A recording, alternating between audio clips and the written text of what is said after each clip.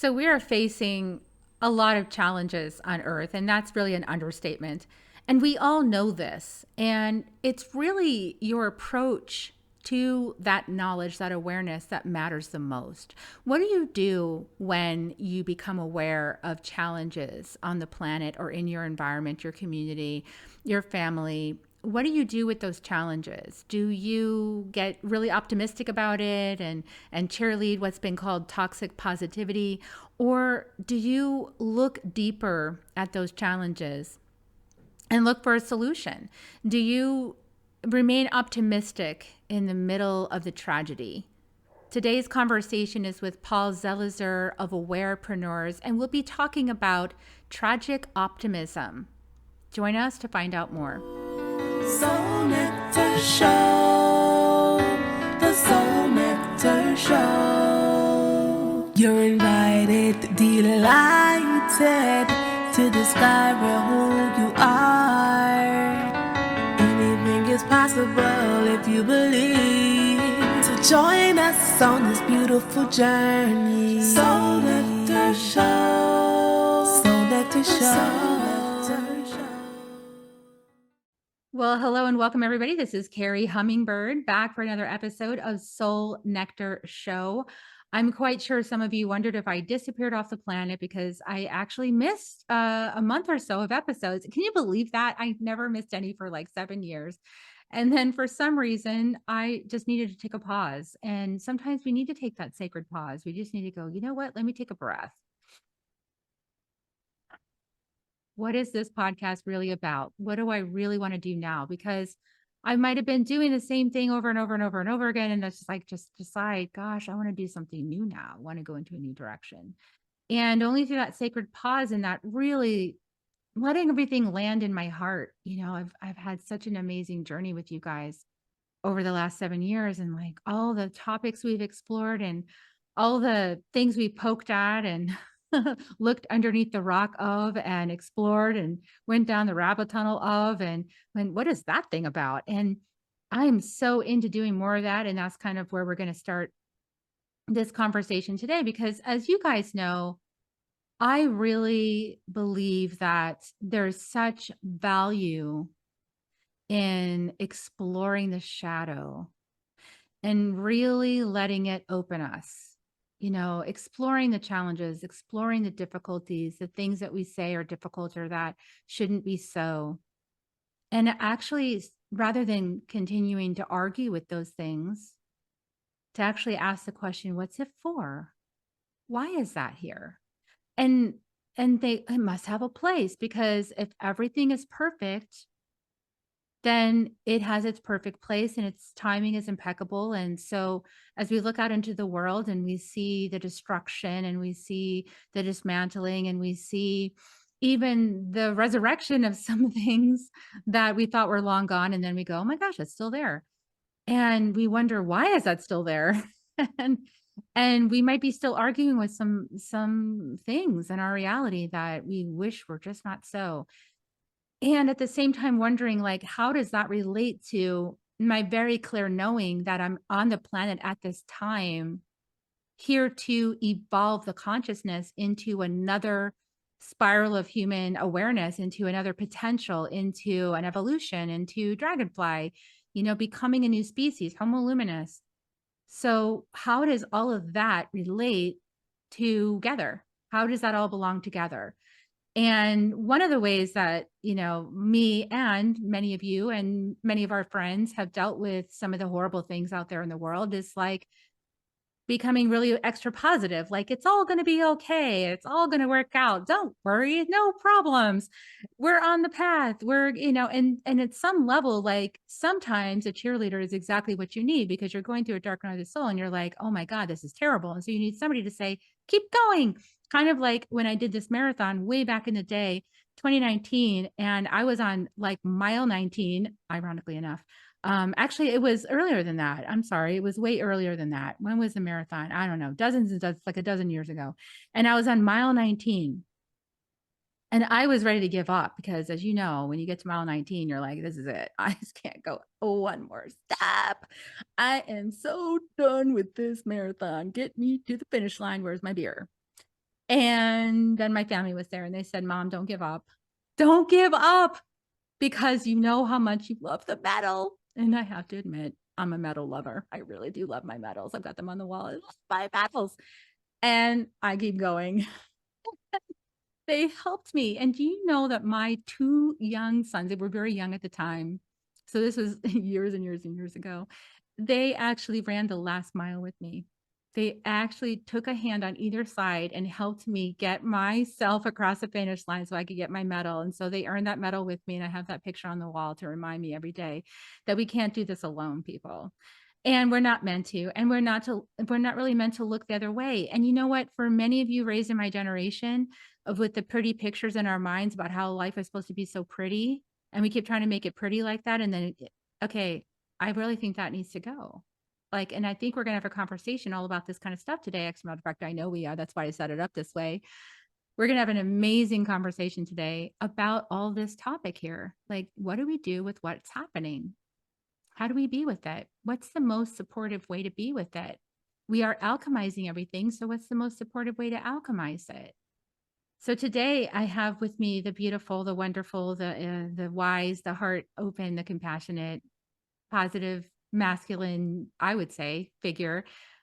He's looking at me crazy right now. He's like, what? What are you saying? Paul Zelizer of Awarepreneurs. Welcome, Paul. Oh, thanks for having me, Carrie. And congratulations on your podcast. 7 years. I have some idea what that takes. And when I say congratulations, it's an informed congratulations. And I'm smiling because not because I'm toxically positive, because I just love it. I actually really love having these conversations. It keeps me going. So Paul is one of the first business coaches to focus on the needs of social entrepreneurs and impact business leaders. He's the former director of social media for Wisdom 2.0, one of the premier conscious business brands in the world. And in 2017, he founded Awarepreneurs.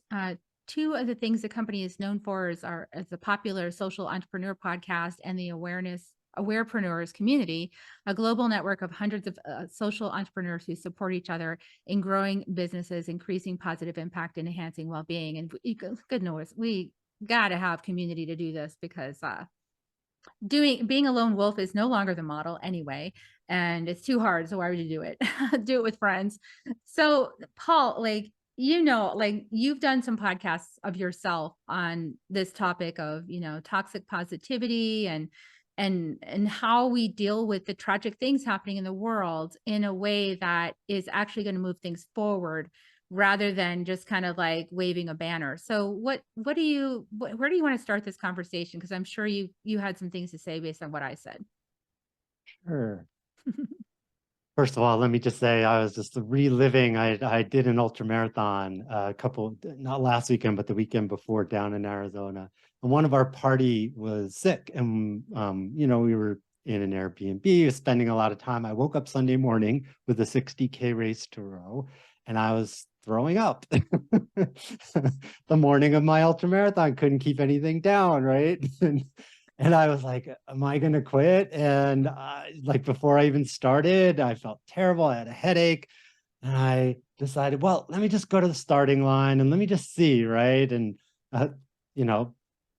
threw up a couple more times at the starting line and got off slowly and wound up having one of the best races of my life, right?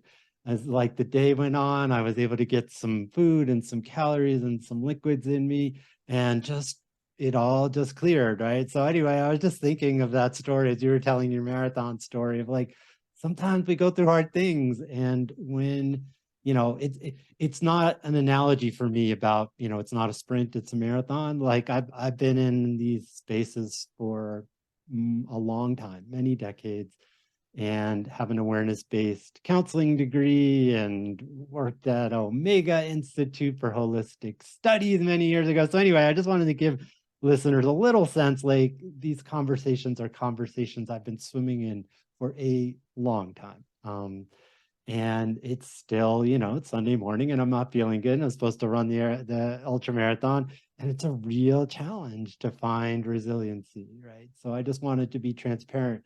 Like, I've been in it a long time, and it's not like suddenly like somebody waved a magic wand and everything's rainbows and unicorns. It's not. It's a conscious decision. So So you're not like at the w- peak and then you just got there and you can just like throw the rope down for everybody else while you lean in the sun and have exactly. your No, margaritas? it's exactly. I'm down for a margarita occasionally, but that's not what we're talking about here. No, so culturally, I think it's helpful for folks to understand. My family are progressive Jews. I'm not particularly religious, but the cultural part of Judaism definitely informs who I am and how I see the world. And one of the, not just in Judaism, but certainly in Judaism, Viktor Frankl and his book, Man's Search for Meaning, it's had an outsized impact on my life. And when it comes to this conversation, it's not the majority of the focus. It's kind of told in passing, but if you look carefully there's so much wisdom in his story. So Viktor Frankl wrote that book in a concentration camp. A little bit hard to imagine. How could somebody be talking about meaning and values and purpose? But hold on and listen to this story. What they observed there is that the people who are like super positive and being like, this is all going to pass, and yeah, it's horrible, but by next week, like, we're going to be out of here. Don't worry about it. It's going to be fine. Just like keep your spirits up. Those were the folks who broke the first, right? It didn't last a week. It lasted years. And the folks who had that like almost reactive positivity, right? Viktor Frankl literally calls it toxic positivity. That's the first time I've ever heard anybody use that.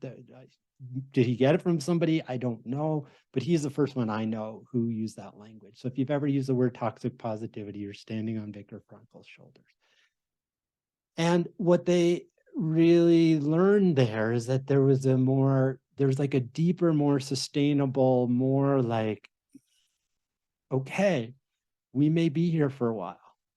And these are really hard circumstances. But even in really hard circumstances, we as humans have the capacity to be resilient. And what contributes to that resiliency, even like in his case, in the midst of a concentration camp where people you love are dying. That I've never faced any. I've faced some hard things in my life, right? But nothing that ever got that close, right? So that those stories and what they learn there. And the short version of it is, if you read Man's Search for Meaning, what Viktor Frankl is encouraging us to do is to find meaning, to really be clear about our values, and to live our values, which leads to a sense of purpose. And that's how you get resiliency, even in really hard times. And when you don't have that, humans tend, the harder the experience, the more humans tend to flounder. That's like the Cliff Notes version of Man's Search for Meaning. But that story and that acuteness of like toxic positivity breaks under hard circumstances, and that there's something deeper, there's another kind of resilience that's not so attached to outcomes in our timelines, but rather is about finding meaning and purpose in the exact circumstances that we're in, and working for really good things to happen, whether that was a young woman in the same concentration camp who took it on herself. There's a popular book now called The Librarian of Auschwitz, and she took it on herself to get books. And having a book in a concentration camp would get you killed.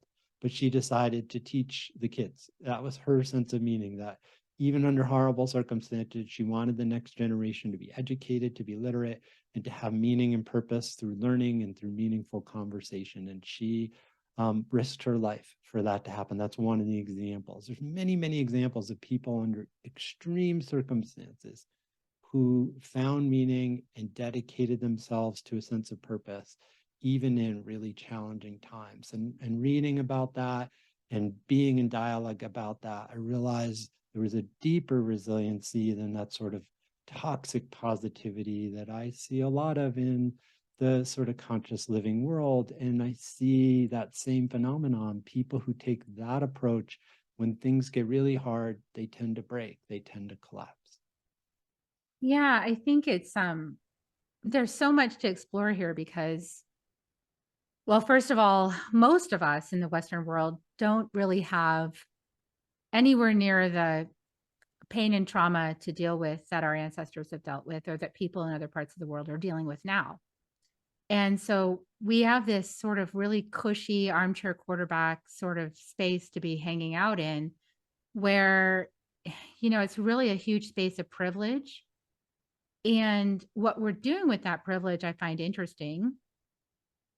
What I would like to see us do with that privilege is to really dig into ourselves, whenever we think that something is too toxic, because what I see people doing, and especially in the light worker community, is like just sort of like deciding to retreat into a column of light, right? Like, I'm just going to keep retreating into a column of light until nothing bothers me. Instead of, oh, that thing's bothering me. Huh, I wonder why.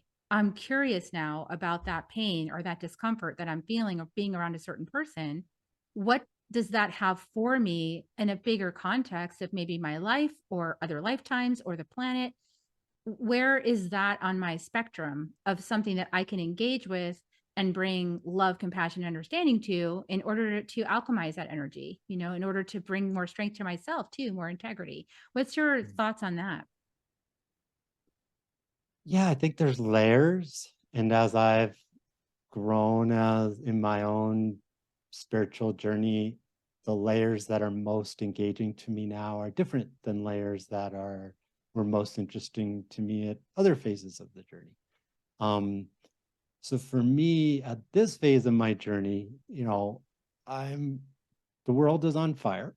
I believe in climate change, and I'm a scout for several climate-focused VCs, and I work with a lot of social entrepreneurs who are working on some of the hardest problems on our planet today. And I think of a dear friend of mine, a deeply spiritual woman, and here in New Mexico, I would call her a comadre, right? A sister from another mister, right? Genevieve Chavez Mitchell. And Genevieve's writing a book on money and spirituality. And we do, in addition to personally being friends, we do a lot of community work together. And Genevieve talks about, sometimes in the conscious living world and just in our society in general, we frame a lot of things for me, my, it's a very individualistic culture.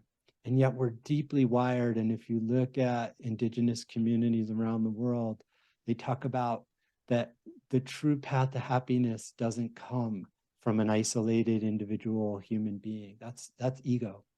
I'm going to withdraw into my ego and find some safe way where I'm constantly like, I'm just on the, like, a friend of mine called it the clown wire smile, like the wire hanger. You like wire your mouth into this smile that perfectly stays the same every single day, like rinse and repeat.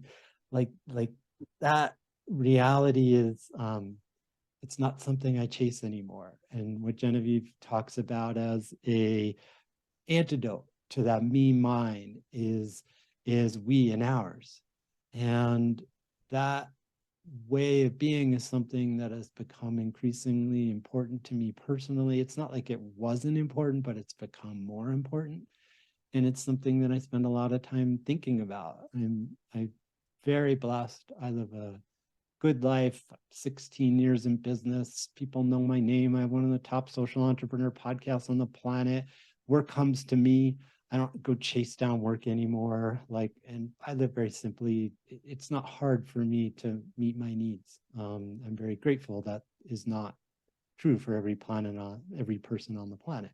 But at this phase, it's not about getting a bigger car, or a bigger house, or I'm a trail runner, so yeah, I want a new pair of trail running shoes when the old one wore out, right? But mostly it's what brings me a lot of pleasure, what brings me a lot of sense of purpose in that deeper sense of meaning in really hard times. And all the smart people that I trust are telling us we're headed for harder times, not easier times. As a collective, it's not going to get easier anytime soon. We have some really hard conversations to have. I'm very optimistic. I don't necessarily like this language. Viktor Frankl's language for how I approach my life is tragic optimism. He called himself a tragic optimist. He went through the Holocaust. Tragedy happens, and yet he was still an incredibly optimistic human. A lot of people are turned off by that particular language. Whatever it is, I take that approach where we're in really rough times and they're going to get worse. And for in the near term, but I am part of a very dynamic communities, both locally here in New Mexico and globally, that are having incredibly enriching, meaningful conversations about some of the hardest issues of our time. And just to be a part of it, to help entrepreneurs who are doing great things, to help leaders who are having the hard conversations, whether it's on my podcast or connecting them up with investors. Genevieve is an impact investor. My brother's an impact investor. Like I have this very robust network that I can help connect people who are working on solutions, help them think through solutions, help them market those solutions. That's how I spend my days. And to me, I've never felt better as a human being, just physically, emotionally, mentally, and spiritually. And I am very optimistic, even though I don't know what's going to happen with some of these big challenges we're facing. Yeah, I think that I love what you're talking about in terms of, it seems to me like what I've been realizing lately is that some of the way that some of the people in the second wave have been contributing towards New Earth is been in creating infrastructures that are simultaneous with the existing structures, sort of as a way of building the new, even while the old is still present, and finding ways for those systems, those new systems, to get connected with people who are waking up and ready for a connection with those systems so that they can get online, even as the old systems are still sort of like trying to hang on and sort of falling apart at the seams. So there's like this, there's like two worlds happening at the same time. And here's where I get, um, and I don't know how you feel in your heart, but in my heart, I really feel that I'm here for everyone. I don't, and so my question on my mind is always, with such big paradigm shifts, how do we bridge to people who are really still in the mindset of the old paradigms? Can we bridge to them, or do we simply need to focus on the existing communities, build that enough so that it gains enough power and momentum and awareness that people start to see, because sometimes seeing is believing, right? And so are we in the creating the system so that they work, so that seeing is believing, and people can come over, or what do you think is happening? It's a It's a great big question. question. Yeah, it is a big question. I think we each have to find our place with that, and where we are in the continuum. I'm so busy these days.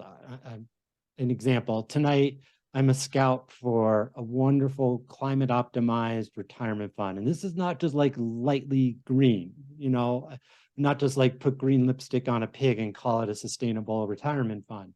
This is the most climate optimized retirement fund I've seen anywhere on the planet. It's called Carbon Collective.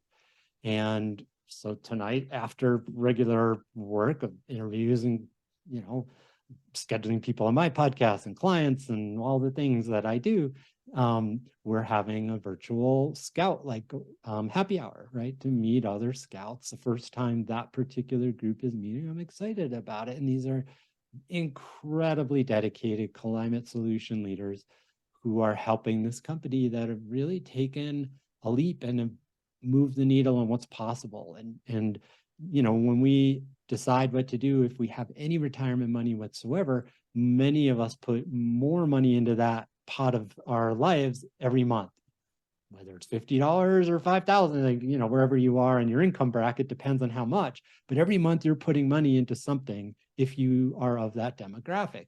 And most of us, even those of us who are doing, quote, sustainable investing, if you look deeply, Apple and Google count as sustainable investing because they're not oil companies or Monsanto, right? And I'm not against Apple or Google, but that's not sustainable investing. The world is not going to sustain with putting a lot more money into Google in my best, pretty informed opinion. So, whereas Carbon Collective is looking at alternative proteins and electric vehicles and solar and, sustainable agriculture, really pushing the needle in really beautiful ways, in my opinion. So, that's where I focus my attention, is like, that's what I do all day. That's who I work with. That's who I interview. That's who I'm going back and forth with LinkedIn messages like, hey, that's who I go for a hike with because, some awesome young social entrepreneur here in Albuquerque will reach out. They hear my name and we go for a hike and like, tell me your idea. And they pitch me and we hike. And then I say, hey, let me introduce you to someone. I do that all day, every day. It never stops except when I intentionally turn it off. But if I don't turn it off, it would go on for 24/7 and never stop from all around the world. That's my role. I feel good about that role. It took me a long time to serve in that role, accept that role, build the network, build the resources that I have something to offer people like that. And I do as much as I can, and then I go play, and then I'm with my loved ones. Like, that's all I can do, Kara. I can't worry about the person who's not, if they're a climate denier, that's fine, right? Or they're like, whatever, I'm just going to work for an oil company because I like my big SUV and my giant house and I don't care about anybody else. It's not my job to go grab them by the ear and try to convince them. There's enough energy and momentum and really smart people, especially young people, who are saying the world is on fire and we got to do something. And that's who I'm there to serve. That's beautiful. Thank you for that answer. I really appreciate that.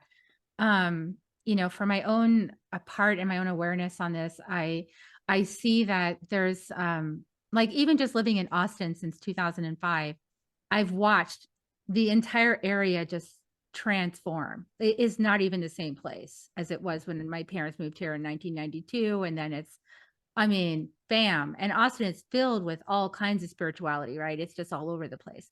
So for me, I link it to spirituality, I guess is what I'm trying to say. I link that consciousness, that awareness. And it's like you were talking about the separateness and the individual. It's like that is part of the spiritual journey, as you were talking about.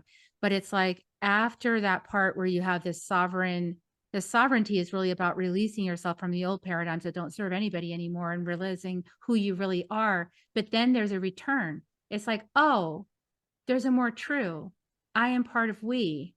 I'm part of this web of consciousness of humanity. I'm part of this web of the planet. I'm connected to the oceans, to the jungles, I'm part of all that is. And then at that point, it's like, I'm here to serve, right? Which is the spot you're in the spot. I'm feeling myself in that spot finally now, right? It's like, oh, I get it. Clarity. I'm here to do whatever I can within my own life to bring this awareness out to as many people as willing to hear it, to up-level the consciousness and have these kind of conversations. And every time you have these conversations, they spur more consciousness and more awareness.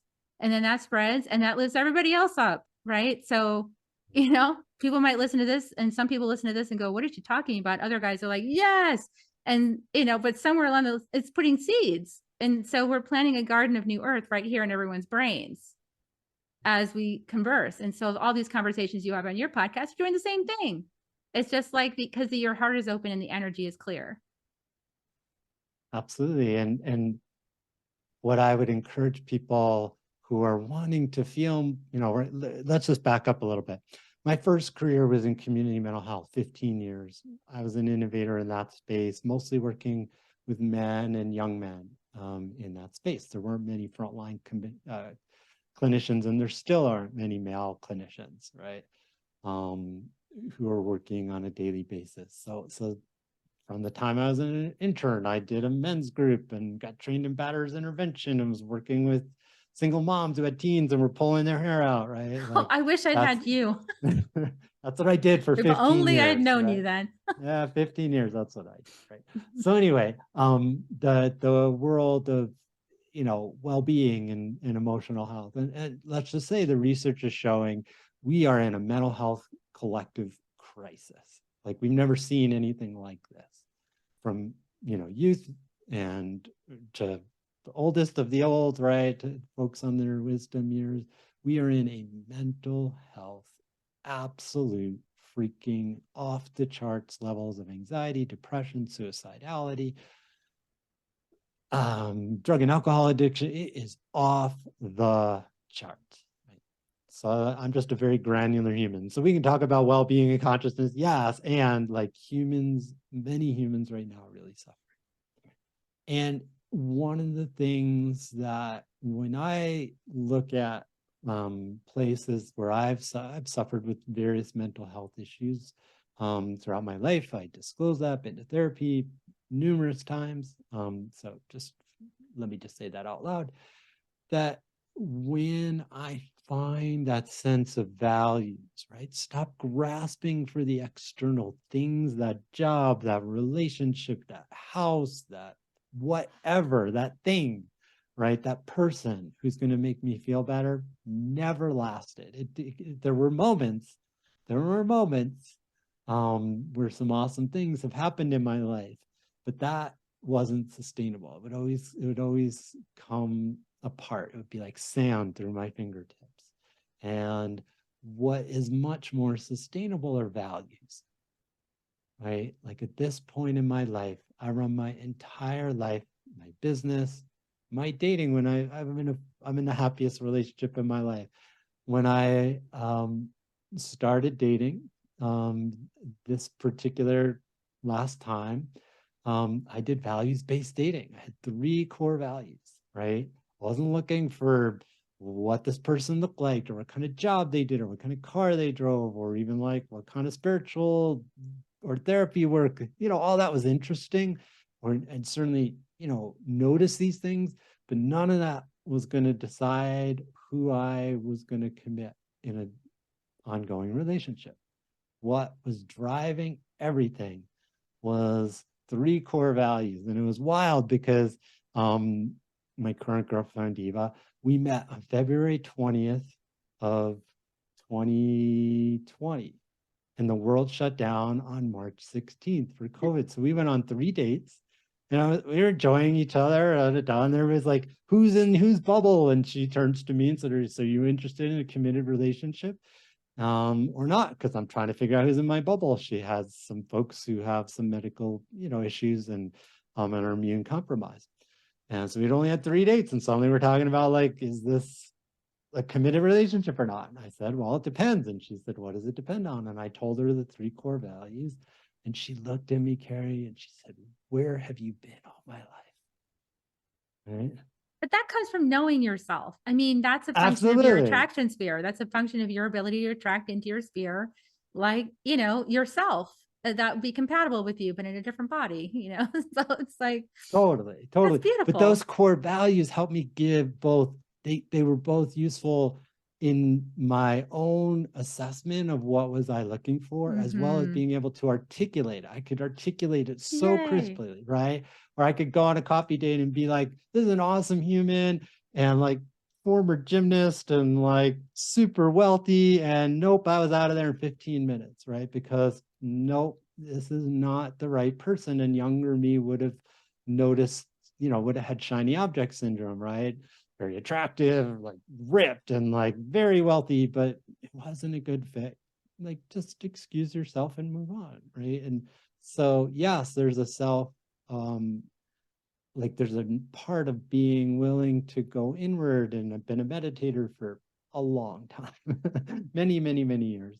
And it was also like being able to let the values be the rudder of my life, whether it's work or relationship or friendships or where I live or how I invest my time. Those, when I get busy at other phases of my life, my hand on the rudder got, I would get distracted by shiny objects, even when I didn't want that to happen, because I had had painful experiences of, straying from what my own purpose was for. And what those core values, that exercise of just really coming up with 3 or 4 core values, has made running my business so much easier, has made dating just a joy and really enriching. So much of my life got simpler, and that sense of like needing to be positive in the way that is off. Like, I don't need to go to social media or like give a rah-rah whatever to somebody who's in a hard place at this point. My core values in my body of work, whether that's how I show up in my relationship or with my friends or in my community or in my business, I find that my optimism is expressed by the things that I'm doing, and I don't need to like, it's not that reactive optimism. It's really like, hey, here's somebody who's hurting, or hey, here's a person who's doing a good thing that my network could help, and it wouldn't take that much for me to introduce them or make a suggestion, or there's things that I already have in place that could add to what they're doing and amplifying without having to give them a rah rah rah optimism speech.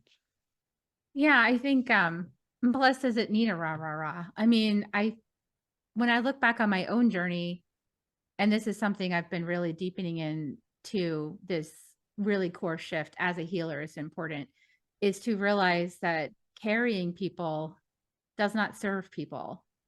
Caring for people serves people, but carrying people, or because it's sort of like saying, I'm not sure you can get through this, which is very disempowering, right? It's a disempowering way to look at people. And I think that there's part of my lifetime purpose is really exploring how can this support model be, that we currently call psychotherapy, be modified or just replaced altogether with something else. Because essentially it's the way that it's structured right now is part of the reason why people are freaking out and having such a hard time. It's because it's structured to take away the pain. It's structured to make you look for something wrong with yourself that needs fixing.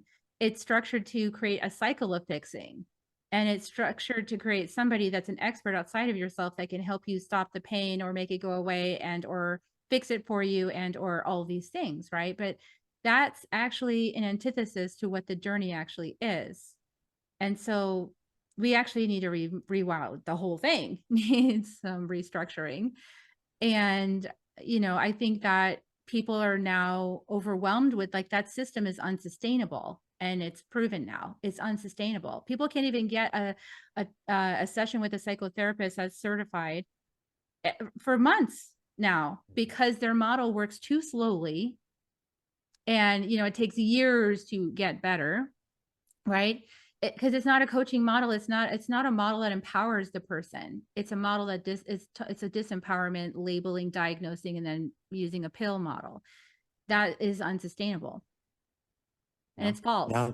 False things are unsustainable. As it turns out, false things are unsustainable. They are. As it turns out. They really are. And I feel grateful, like on Tuesdays, we publish a new episode. So this Tuesday coming up, a week from when we're recording this, there's a fabulous founder named Bashil Patel. And Bashil he's the founder of a startup, wonderful organization called Therapy Notebooks. And he was a computer science guy who was like seeing very significant rates of mental health issues. And that's what we do as entrepreneurs. He's like, we got to do something about that. And so he was like, oh, I'm going to build a platform. And he started talking to people, like, oh, I don't want more screen time. No. I don't want to stare at my phone. No more platforms, no more screen time. It's not going to help. And he's like, I'm a computer guy. What am I going to do? And he iterated and talked to people and talked to, folks who had anxiety and depression, and also talked to therapists and psychiatrists. And ultimately I don't have it in front of me, it's downstairs, but what they came up with, these gorgeous analog journals for different issues. One is, it's all research based, but it's crafted with so much care. One for depression, one for anxiety, one for, big change moments of, transition in your life. They're really well crafted. And again, it's just like, that's part of the reason I'm really optimistic, is because that's what I spend here's this person, I have a podcast, I can interview them. Then like, if I like it and I have a sense of what they're doing, right before I got on this call, 3 different people listened to an episode that we published today with Valerie Bowden from Cradle, which is an organization that looks to help Africans. Both they do ethical outsourcing for like VAs and marketing support, as well as products. Like if you want coffee from Ethiopia, they help people find that. 3 different people, like literally 15 minutes before I jumped on the call, were like, I listened to that episode, Valerie's off and I need a VA, introduce me please, right? And I've been piloting. Valerie introduced me to VA, and I tried it out. And her name is Ruth, and Ruth has done a fabulous job for me in my business. And I can recommend with really good experience that this is a business that over delivers. It doesn't just sound good in the impact, but there really are, therapy notebooks, like 15-year mental health degree and a master's in counseling. I can look at this and say, they've really thought about this. And it's not meant to replace traditional therapy if somebody needs it, but it's a resource that anybody can get right here, right now. And it can augment, or in some cases, maybe you just hit a wobbly spot. And journaling is actually, I'm a research-oriented guy. Journal therapy is actually documented to be as effective, not more effective, but as effective as traditional talk therapy. But you don't hear that very often. And maybe some people don't know how to journal. So he found that research, created the asset as a whole, online source of how to use it. And for like $25 or $30, somebody who's struggling with anxiety and depression can start as soon as they get that notebook in a guided journey around really hard challenges in a very skillful way. That's what I spend my life doing. So people are like, well, aren't you freaked out about some of the hard problems that you talk about and that your network talks about? I'm like, I don't like that we're here, and I wish we had made different choices so that we could have not had to get here. But here we are, and really, really smart people are working on this with their hearts, their souls, their intelligence, their professional knowledge, and that's what I do all day, every day. So no, we may go off a cliff, we might not go off a cliff, I don't know. But every day I wake up, I go to work, and these are the kinds of folks that I am here to serve. And at the end of the day, I sleep really good. Yeah, I love that you're saying that. So it's where you're placing your attention. It's where you're placing your focus. You're not watching the nightly news, or maybe you are, but probably not, going, oh no, like more stuff's happening. That's terrible. It's like you're going, okay, what's happening that's working out? What's happening that's solving a problem? That's providing a solution, that's providing a new foundation, that's providing a new option, that is from the heart, that is opening up access. And And how can I help? how can I help support that thing that's out Exactly. there that's already working? Exactly. Give it some more notoriety, give it some more, some more people In knowing about whatever it. way I can. Yeah, Yeah. I love that you're doing that. So that's like a connector dot. You're a connector dot person that's connecting and helping things to grow. Yeah, As that's best great. I can. Yeah. That's awesome. And then that's the legacy part of the life, right? So that's like the elder part. It's like, oh, this is some cool stuff going on here. Really acknowledging what people are doing and celebrating that. And that energy of acknowledgement and celebration is what raises energy anyway. That's what raises consciousness. It's the reciprocity of energy back and forth that says, hey, that's really cool. That's really cool what you're doing. I'm happier than any other time in my life, whatever that's worth. Works for you. Works for Works for everybody. me. Yeah, well, that's awesome. So I know that you have a website, you have awarepreneurs.com. Of course, I'll put all this in the show notes, everybody. So, you'll get that access. Is there anything that you really, you want to share with anybody? You shared so much gold with us already, but is there anything on your heart that you just want to invite people to, or that you want to encourage? Just anything you want to share? Yeah, one of the things I'd share, Gary, we didn't talk a lot about it here, but if you look at in a modern economy, most adults spend the majority of our waking hours where? Not with our loved ones, right? Not doing what we love to do, like playing music, or I'm a trail runner, right? I went for a 3-hour long run today, right? But even today, when I went for a 3-hour long run, I'm going to work more than, I'm going to see my girlfriend today. I'm going to work more than I see her, right? We work more than any other thing except maybe sleeping. And in some cases, not even that. So one of the things is somebody's really thinking about this, like, I want more meaning, I want more purpose, I want that deep resiliency that's less easily shaken. The two suggestions I have is, one, take a look at your work. And how can you bring whatever your core values are and start to have your work be infused more by that? And if somebody's interested in that, you don't have to be a social entrepreneur for this resource. But so Awarepreneurs is my podcast and the community site, but my coaching and consulting site is paulzelizer.com. That's my name. And on the homepage there, I have a PDF that's free that's called The 4 Questions That Every Social Entrepreneur Should Know. And those questions, you don't have to be a social entrepreneur if you're open to thinking like one. Those questions can help you really reconfigure what your work looks like and have more of that sense of like that steady, again, a lot of people don't like the name, but the tragic optimism, that long, steady, rich, meaningful sense of resiliency that so many people are hungry for. And if you'd like more of that in your work, you might check out that document. Oh, beautiful. Thank you for that. So I will look up the URL for that and share that also in the show notes. Thank you so much for coming on. I really appreciate you being here with us and taking time out of your schedule to share a positive message about the world from your perspective as seeing so many beautiful people doing so many beautiful things. And for everybody here, please like and share this out so more people find out about what Paul's doing. Share it out. Share it out with people that might be inspired by this, that have an idea, but they haven't taken action on it yet. Maybe they'll go to that podcast and go, wow, I can do this too.